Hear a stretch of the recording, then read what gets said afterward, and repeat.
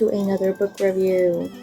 This one is a very short read, 144 pages of the story, and it is a really great story at that. H.D. Carlton's Satan's Affair. This one, the spice is so good. Now, before we get into it, I had a few questions on a Facebook page that I'm in, where we do book reviews and we just talk about books. It's a romance book group that I'm in. They asked me why I rated it a 4 out of 5 stars, and that is because it is very short. Now, I'm not saying that just because of that, but because, yes, there was a lot of sexual stuff going on and stuff in it, but it isn't my kind of thing, I guess. Other than that, I guess it would be considered a 5 out of 5, like The Haunting and Hunting Adeline. I did rate Haunting Adeline a 5 out of 5 on the spice. Not my cup of tea, but as in the sexual tension and stuff, this is my kind of book. I rated a 4.5 out of 5 for my overall score on this book. I guess I could make this a 4.5 also with the spice, but just,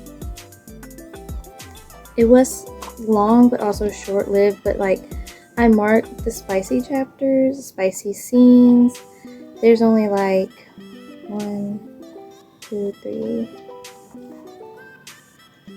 4 scenes in this book, and as you can see where I've marked them, the rest of it, that right there, this is all spice, and then the rest of it from here on out isn't.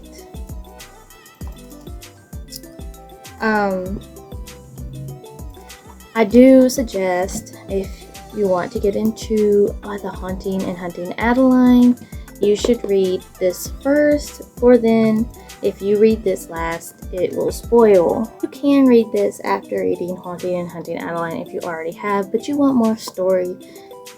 This is perfect, especially with the upcoming books we are getting. We are getting a Sibby duet book, H.D. Carlton has stated, because she really likes working in that universe that she's created. This was a 3-day read for me because I am getting ready for Iron Flame and I needed a short read.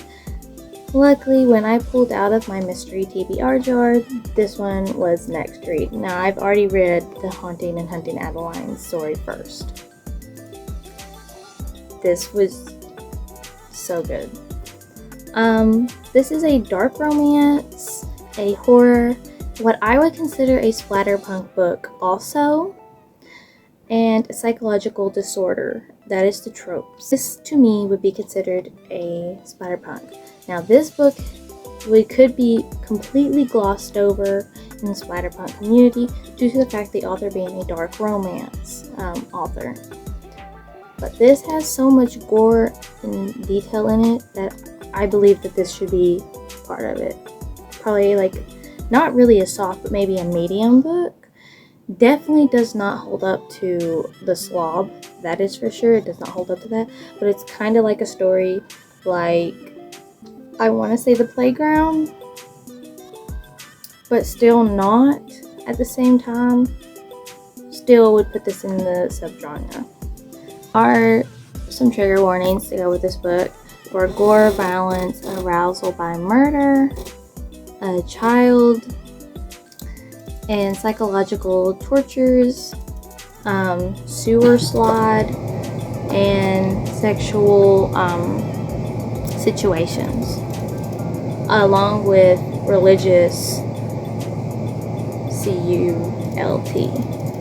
That are the trigger warnings in this book.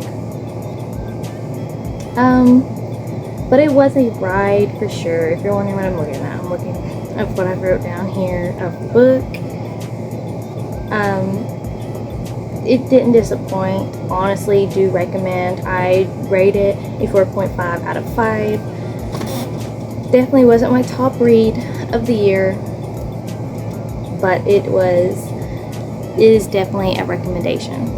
I suggest, if you want to dive into it, if you've read The Haunting and Hunting Adeline but you want more, read this. If you're thinking about it, read this first. That's all I gotta say. It's a short read, like I said, 144 pages to the story. H.D. Carlton's work so far has not disappointed me. I still need to read Does It Hurt and Shallow River. Once they get here, I'm going to put them on my mystery TBR and read it along. So I have 102 books on here. A little bit less now since I pulled 10 books from the thing, but we still have tons of these. Most of them manga, like I said, and that way once I pull them, I'll have other mangas, like this next mangas to that series, along with having to. If you like H.D. Carlton's work and you haven't read this yet, what are you doing? What are you doing? But anyway, bye and good days.